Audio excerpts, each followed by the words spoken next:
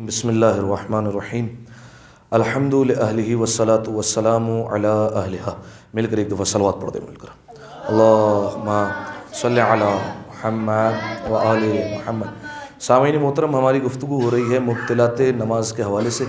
آپ کی خدمت میں بیان کیا گیا کہ آغا سیستانی نے کل 12 مبطلات ایسے لکھے ہیں جن کی وجہ سے نماز باطل ہو جاتی ہے. 12 چیزوں میں سے کوئی ایک بھی چیز ہو گئی تو انسان کی نماز باطل ہو جائے گی.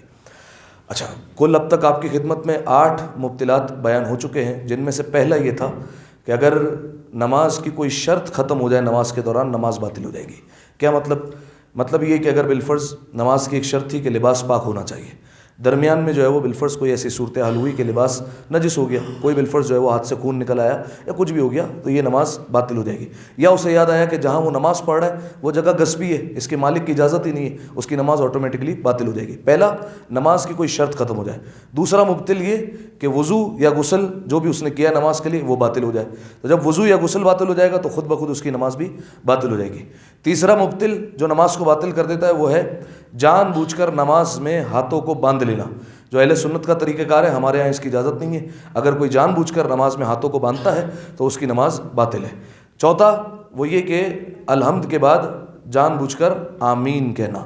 ہمارے یہاں الحمدللہ رب العالمین کہا جاتا ہے، لیکن اگر کوئی آمین کہہ دے تو اس کی نماز باطل ہو جائے گی. اس کی وجہ جو ایک علماء نے بیان کی وہ یہ کہ الحمدللہ رب العالمین یہ ذکر خدا ہے. نماز میں آپ کہیں پر بھی ذکر خدا کریں کوئی فرق نہیں پڑتا، ٹھیک ہے. آپ سجدے میں ذکر سجدہ کے بعد آپ الحمدللہ رب العالمین کہیں کوئی مسئلہ نہیں. لیکن آمین یہ ایک بات کرنے کا جو ہے وہ طریقہ کار ہے کہ دعا اگر کوئی کرتا ہے تو ہم سامنے سے آمین کہتے ہیں، تو یہ جو ہے وہ اس سے بھی نماز باطل ہو جائے گی. 4 ہو گئے.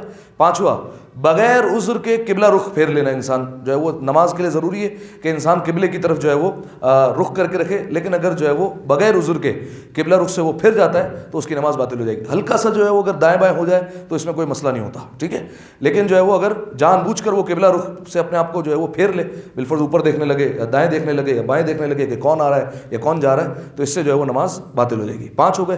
چھٹا، جان بوجھ کر نماز میں کلام کرنا، بات کرنا. کسی سے اگر بات کرے گا تو بھی نماز باطل ہو جائے گی. اس میں پھر جو تفصیل تھی کہ غلطی سے کلام کر لے اور جو ساری تفصیلات تھی وہ گزر گئی اپنے پر. 6. ساتواں، جان بوجھ کر نماز میں کہے لگانا، ٹھیک ہے، یعنی زور زور سے ہنسنے لگ جانا. بالفرض کوئی ایسی صورتحال پیش آ گئی کہ انسان زور زور سے نماز میں ہنسنے لگ جائے تو یہ بھی نماز کو باطل کر دے گی. البتہ آپ کی خدمت میں بیان کیا معمولاً جو ہے وہ مسکرانا شروع کر دے یا تبسم آ جائے اس کے ہونٹوں پر تو پھر اس سے نماز باطل نہیں ہوگی. لیکن اگر زور زور سے ہنسنے لگا یا پھر کوئی ایسی صورتحال ہو گئی کہ اس کی بالفرض رنگت بدل گئی، چہرہ سرخ ہو گیا اور جو ہے وہ اب اس کو ہنسی پر قابو نہیں ہو رہا، اگرچہ جو ہے وہ جان بوجھ کر زور سے نہیں ہنس رہا، ٹھیک ہے، زور سے آواز سے نہیں ہنس رہا، بالکل ہلکی آواز میں ہنس رہا ہے، لیکن اس کے چہرے کا رنگ بدل رہا ہے یا جو ہے وہ بالفرض کبھی پیٹ پر ہاتھ رکھ رہا ہے ہنستے ہوئے، تو اس سے جو ہے وہ نماز باطل ہو جائے گی. کتنے ہو گئے؟ 7 ہو گئے. 8واں، نماز میں کسی دنیاوی کام کے لیے جان بوجھ کر آواز سے رونا، ٹھیک ہے. اگر کوئی دنیاوی کام ہے اس سے اگر انسان رونے لگے اور جو ہے وہ جان بوجھ کر بھی روئے تو بھی نماز باطل ہو جائے گی. لیکن اگر بالفرض جو ہے وہ ایسی کوئی صورتحال ہو گئی، بالفرض سمجھ لیجیے خدا نہ خواستہ کسی کی والدہ اس دنیا سے چلی گئی، ٹھیک ہے، اب نماز میں کھڑا ہوا ہے، نماز پڑھ رہا ہے، لیکن جو ہے وہ آواز سے نہیں رو رہا، آنسو نکل رہے ہیں آنکھ سے، تو اب اس سے نماز باطل نہیں ہوگی. لیکن اگر آواز سے رونا شروع کر دے تو پھر اس کی نماز باطل ہو جائے گی. کاروبار میں نقصان ہو گیا، آواز سے رونا شروع کر دے، نماز باطل ہو جائے گی. اچھا، اگر پروردگار عالم کے خوف سے یا دعا کرتے ہوئے یا امام حسین علیہ السلام کے مصائب یاد کرتے ہوئے ان سب چیز کو یاد کرتے ہوئے روئے گا تو نماز باطل نہیں ہوگی بلکہ الٹا نماز معراج پر جائے گی، ٹھیک ہے. یہ کتنے ہو گئے؟ 8 جو ہے وہ اسباب آپ کی خدمت میں بیان کیے. نواں سبب یہ ہے جس کی وجہ سے نماز باطل ہوتی ہے، وہ ہے نماز کے دوران کھانا یا پینا. صحیح ہے، اگر نماز کے دوران کھانے پینے لگ جائے تو اس سے نماز باطل ہو جائے گی. اچھا دیکھیے، کھانا پینا بھی اتنا کہ جو ہے وہ نماز کی شکل باقی نہ رہے. فرض کیجئے اگر کوئی نوخوان ہے یا کوئی خطیب ہے، اس کا گلا خراب رہتا ہے، اس نے لونگ رکھ لیا ایک منہ میں، ٹھیک ہے، اور جو ہے وہ لونگ جو ہے وہ اتارے نہیں، لونگ جو ہے وہ نہیں اتر رہا، بس ان کا معمولی جو ہے وہ عرق جو ہے وہ لونگ کا وہ جا رہا ہے گلے سے نیچے، اس میں کوئی حرج نہیں، ٹھیک ہے. یہ جو ہے وہ کھانے پینے میں جو ہے وہ شمار ہی نہیں ہوتا، ٹھیک ہے، کہ معمولاً کہا جائے گا کہ نہ نماز کی شکل خراب ہو رہی ہے نہ اور کوئی شے ہو رہی ہے. اگر بالفرض کوئی لونگ وغیرہ منہ میں رکھ دیا، کوئی معمولی سی چیز پڑی ہوئی ہے تو اس سے کوئی فرق نہیں پڑے گا. اسی طریقے سے اگر کوئی دانتوں میں چیز پھنسی رہ گئی تھی اور نماز کے دوران اسے نگل لیا تو اس سے کیا فرق پڑے گا؟ ہوگی نہیں، نماز باطل نہیں ہوگی اس سے. اگر جو ہے وہ کوئی چیز بالفرض کھانے کے بعد آپ فوراً نماز کے لیے کھڑے ہوئے اور دانتوں میں کوئی جو ہے وہ کوئی ذرہ پھنس گیا تھا اور آپ نے نگل لیا تو اس سے نماز باطل نہیں ہوگی. لیکن ایک بات یاد رہے، ماہ رمضان میں اگر بالفرض نماز پڑھ رہا ہے اور کوئی دانتوں سے چیز نکل جائے گا تو پھر روزہ باطل ہو جائے گا. نماز تو چلے باقی رہے گی, نماز چلتی رہے گی, لیکن روزہ جو ہے وہ انسان کا باطل ہو جائے گا. ٹھیک ہے, تو یہ ہو گیا نوا کہ انسان جو ہے وہ جان بوجھ کر نماز میں کھائے پیے, اور ایسے کھائے پیے کہ اس کی جو ہے وہ نماز کی شکل بھی جو ہے وہ خارج ہو گئی, تو نماز اس سے باطل ہو جائے گی. اگلا, یہ ایک تو کھانے پینے کا بیان کر دیا. اس کے بعد آغا سیستانی نے مطلقاً ساری چیزوں کو لے لیا, کہا ایسی کوئی بھی چیز کرے جس سے نماز کی شکل جو ہے وہ خراب ہو جائے. جیسے کوئی مثال دے سکتا ہے؟ کوئی بھی شے کرے, ایسی کوئی چیز ایسے کرے کہ نماز کی شکل جو ہے وہ نکل جائے, لوگ کہے کہ نماز پڑھ رہا ہے, کیا کر رہا ہے. جیسے نماز میں اچھلنے کودنے لگ جائے. ٹھیک ہے, بالفرض فرض کیجیے ایک مثال بنا لیتے ہیں, پاکستان انڈیا کا میچ چل رہا تھا, اور جو ہے وہ بندہ سامنے کھڑے ہو کے نماز پڑھ رہا ہے, ٹی وی سامنے آؤٹ ہو گیا, اور بندہ جو ہے وہ اچھلنے لگ گیا. صحیح ہے, یا جو ہے وہ زور سے کچھ بھی ایسے بول پڑا کہ جو ہے وہ لگا ہی نہیں کہ یہ نماز پڑھ رہا ہے, کیا کر رہا ہے. یا بالفرض جو ہے وہ تالی بجانے لگ جائے نماز میں, اس سے بھی جو ہے وہ نماز باطل ہو جائے. کوئی بھی ایسی چیز جو کرے جس سے نماز کی شکل خراب ہو جائے تو نماز جو ہے وہ باطل ہو جائے گی. بالفرض نماز میں کھڑا ہوا ہے, ایکسرسائز بھی کر رہا ہے ساتھ ساتھ میں, ٹھیک ہے, کمر کو جو ہے وہ پیچھے لے جا رہا ہے, آگے لے کر آ رہا ہے, اس سے جو ہے وہ نماز باطل ہو جائے گی. تو ایسی کوئی بھی چیز جس سے نماز کی شکل خراب ہو جائے یہ بھی باطل کر دے گی. 10 ہو گئے. اچھا, آپ مجھے یہاں پر ایک رک کر بات بتائیے, اگر بالفرض نماز کے دوران کوئی ہاتھ سے اشارہ کرتا ہے کوئی کسی چیز کو, تو اس سے کیا نماز باطل ہوتی ہے؟ نماز کے دوران ہی نماز پڑھ رہا ہے, ٹھیک ہے, بالفرض سمجھیے کوئی بچہ جو ہے وہ کوئی جو ہے وہ الیکٹرک بورڈ میں ہاتھ ڈالنے کے لیے جا رہا ہے, صحیح ہے, اور آپ جو ہے وہ دور سے اشارہ کر رہے ہیں, اس کو جو ہے وہ بالفرض سامنے والے شخص کو متوجہ کریں کہ اس کو روکو, اور اس طریقے سے آپ نے اشارہ کر دیا, اس سے کوئی فرق پڑے گا نماز پہ؟ اچھا, اب آغا سیستانی نے کچھ مثالیں دی, ہاتھ سے اشارہ کرنا, یا پھر جو ہے وہ بالفرض کسی کو بات سمجھانے کے لیے کوئی جو ہے وہ اشارہ کرنا, ٹھیک ہے, ہوتا ہے نا بالفرض نماز میں جو ہے وہ آنکھوں سے اشارہ کر دیا, ٹھیک ہے, یا پھر جو ہے وہ بالفرض زمین سے کوئی چیز اٹھانا. بالفرض آپ فرض کیجئے کہ کوئی بچہ تھا وہ سجدہ اٹھا کر بھاگ گیا, آپ کے برابر میں یہ جو ہے وہ باکس پڑا ہوا ہے, اور آپ جو ہے وہ 3-4 جو ہے وہ مصلی کے فاصلے پر ہے, سجدہ اٹھانا چاہ رہے ہیں, اور جو ہے وہ تھوڑا سا معمولی حرکت کر کے آپ نے سجدہ اٹھا لیا. یہ مثال ہو گئی. تو ان سب چیزوں کے بعد میں آغا سیستانی نے 3-4 چیزیں رکھی ہوئی کہ اگر یہ ہو جائے گی تو نماز باطل ہو جائے گی. یعنی کیا مطلب؟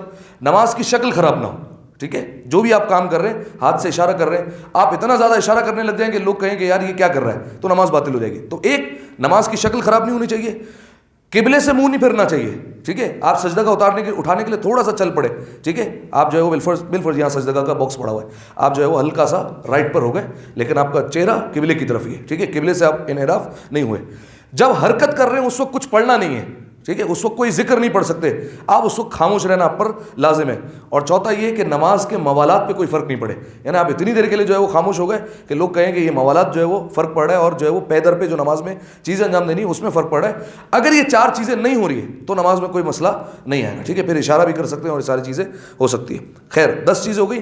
2 جو ہے وہ جلدی آپ کے سامنے بیان کر دوں. ایک تو بالکل سامنے کی بات کہ واجبات رکنی میں جان بوجھ کر یا غلطی سے کمی یا زیادتی کر دینا, ٹھیک ہے, رکوع ہے یا پھر جو ہے وہ فرض تکبیرۃ الاحرام ہے, ان چیزوں میں جان بوجھ کر یا غلطی سے بھی کوئی کمی یا زیادتی ہو گئی, نماز باطل ہو جائے گی. واجبات رکنی کیا ہے وہ آپ کی خدمت میں بیان کیا جا چکا ہے. واجبات غیر رکنی میں جان بوجھ کر اگر کوئی چیز کرے گا تو نماز جو ہے وہ باطل ہو جائے گی. یہ ہو گئے 11.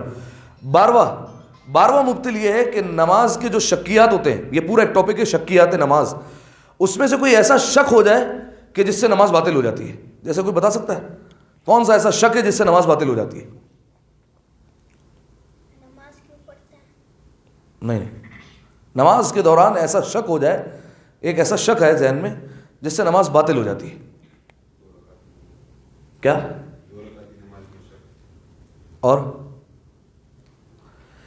دیکھیں کئی شکوک ہے جن سے نماز باطل ہو جاتی ہے. پہلی اور دوسری رکعت میں شک کرنے لگے کہ پہلی رکعت پڑھو یا دوسری رکعت پڑھو, نماز باطل.